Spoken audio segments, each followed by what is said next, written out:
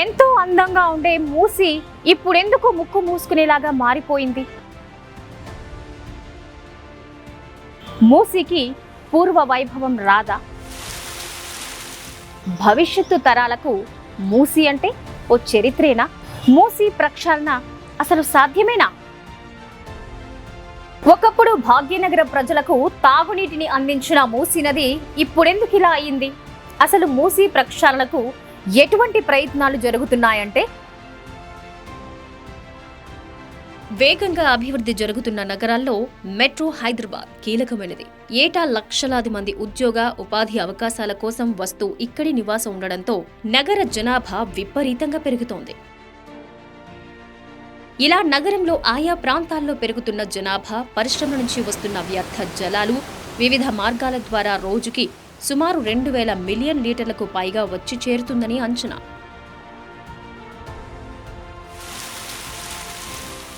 ఇలా వచ్చి చేరుతున్న మురుగునీరు ఆయా ప్రాంతాల్లోని నాలాల ద్వారా వచ్చి చెరువుల్లోనూ కాలువల ద్వారా మూసీ నదిలోకి వచ్చి చేరటంతో మూసీ నదిలో నీరంతా మురుగునీరుగా మారిపోయింది.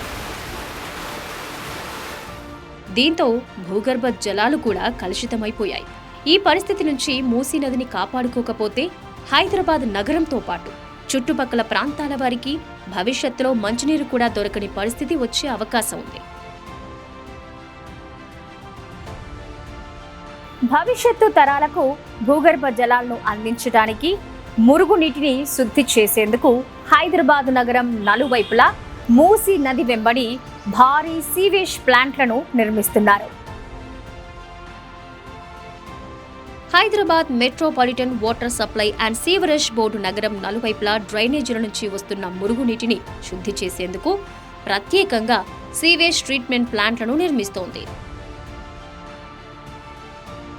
ఇలా హైదరాబాద్ నగరంలో 2 ఫేజ్లలో ఈ మురుగునీటి శుద్ధి కర్మాగారాలను నిర్మిస్తున్నారు. వీటిలో ఒక ఫేజ్లో 17 ఎస్టీపీలను, మరో ఫేజ్లో 8 ఎస్టీపీల నిర్మాణ పనులను చేపట్టింది MEIL. ఇలా ప్రస్తుతం ఫతేనగర్లో రోజుకి 133 మిలియన్ లీటర్ల మురుగునీటిని శుద్ధి చేసేందుకు, నల్లగండ్ల దగ్గర రోజుకి 7 మిలియన్ లీటర్ల మురుగునీటిని, మియాపూర్ పటేల్ చెరువు దగ్గర మరో 7 మిలియన్ లీటర్ల మురుగునీటిని, ములాఖత్వ లేక్ దగ్గర 25 మిలియన్ లీటర్ల మురుగునీటిని, దుర్గం చెరువు దగ్గర 7 మిలియన్ లీటర్ల మురుగునీటిని, పాలపిట్ట చెరువు దగ్గర 7 మిలియన్ లీటర్ల సామర్థ్యంతోనూ, రెయిన్బో విస్టా దగ్గర 43 మిలియన్ లీటర్లకు పైగా సామర్థ్యంతోనూ, శివాలయ నగర్లో 14 మిలియన్ లీటర్ల సామర్థ్యంతో, ఖాజాకుంట లేక్ దగ్గర 20 మిలియన్ లీటర్ల సామర్థ్యంతోనూ, వెన్నెలగడ్డ దగ్గర 10 మిలియన్ లీటర్ల సామర్థ్యంతో నిర్మిస్తున్నారు. ఇలా మొత్తంగా 376 మిలియన్ లీటర్ల సామర్థ్యంతో మురుగునీటిని శుద్ధి చేసేలా నిర్మిస్తూ ఉండగా, వీటిలో ఇప్పటికే 4 ఎస్టీపీల నిర్మాణ పనులు పూర్తి చేసి అందుబాటులోకి తీసుకురాగా, మిగతా వాటి నిర్మాణ పనులు సైతం 81% పైగా పూర్తయ్యాయి.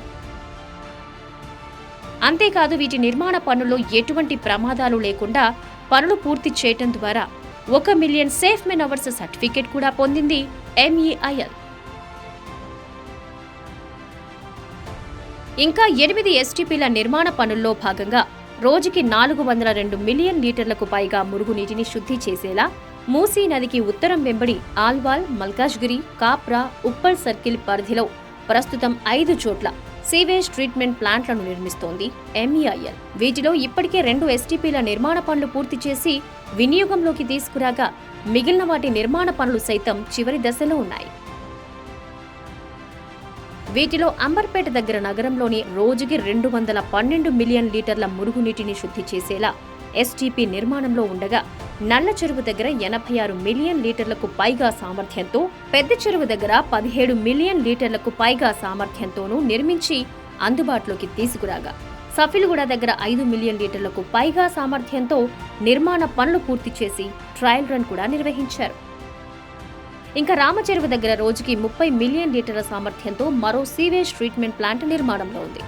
ఇప్పటికే వీటి నిర్మాణ పనులు 82% పైగా పూర్తవగా, త్వరలోనే అందుబాటులోకి తీసుకొచ్చేలా శరవేగంగా ఏర్పాట్లు జరుగుతున్నాయి. ఈ ఎస్టీపీల్లో మురుగునీటిని శుద్ధి చేసేందుకు ఎటువంటి టెక్నాలజీని వాడుతున్నారో తెలుసా? దీనివల్ల ఎలాంటి ప్రయోజనాలున్నాయంటే,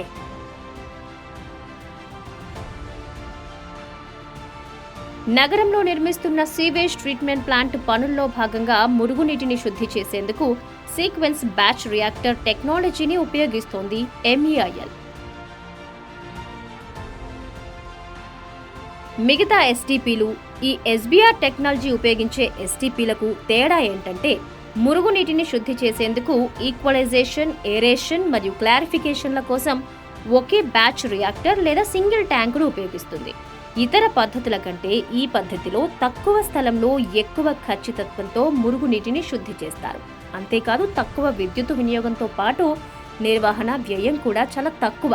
అందుకే ఈ SBR టెక్నాలజీని ఉపయోగిస్తున్నారు. ఇలా శుద్ధి చేసిన నీటిని మొక్కల పెంపకానికి లేదా భవన నిర్మాణ పనులకు వినియోగించేలా అందుబాటులోకి తీసుకొస్తారు. అంతేకాకుండా చెరువులు శుద్ధి చేయడం ద్వారా, మూసీ నది కూడా కాలుష్యరహితంగా మార్చడం ద్వారా హైదరాబాద్ నగరాన్ని 100% కాలుష్యరహిత నగరంగా మార్చడంతో పాటు భవిష్యత్తు తరాలకు సురక్షితమైన జలాలు అందేలా ప్రయత్నాలు జరుగుతున్నాయి.